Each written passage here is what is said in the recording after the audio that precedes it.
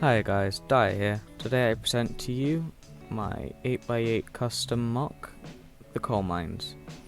This custom set has a total of 114 bricks, including Steve the minifigure, with a total price of just over £10.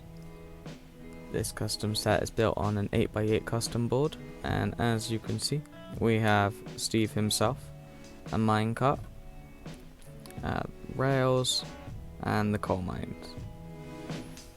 There are a few playable features added into this set, such as the torch can be pulled out of the wool,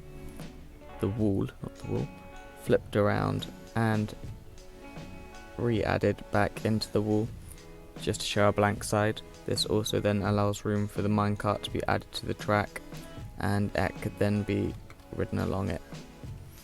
There is also another feature on the back side. There is a red Technic Connector, and if you push this piece in, the coal block can be removed, as if Steve was mining it himself. The space above the mine is set up so the minecart can be attached up there and held for display purposes. So let's go take a look at some of these features separately. So the first thing we are going to look at is the mine itself. This was my favourite part to build. It is built tightly on an 8x8 base plate. Well, just on a regular plate, so it can easily be added to other modules. I quite like the playable feature added just from the simple piston motion going on, which goes through two 1x2 bricks with holes in them. The coal just rests nicely on top of the tile inside there. And this coal block is designed slightly different from the official Minecraft sets. I didn't like how it was quite repetitive with having a coal piece on all of them, so there's the sort of generic sides on those two, but on these two sides there's only one piece of coal there and there, as well as on the top, so you could split at whatever angle you like. The torch is just like the generic Minecraft ones, but I still think it looks pretty good. I think I might have flipped the colours around the other way. The rails themselves, the coal block of course is going to fall out. The rails themselves are only 3 wide.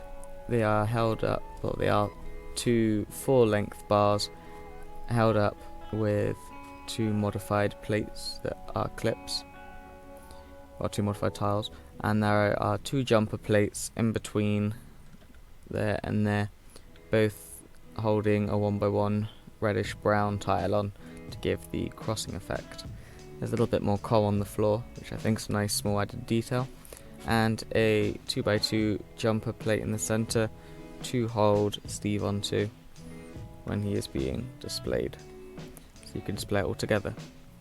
Now of course the mines would not be complete without the wooden arch support beams that run throughout the tunnels.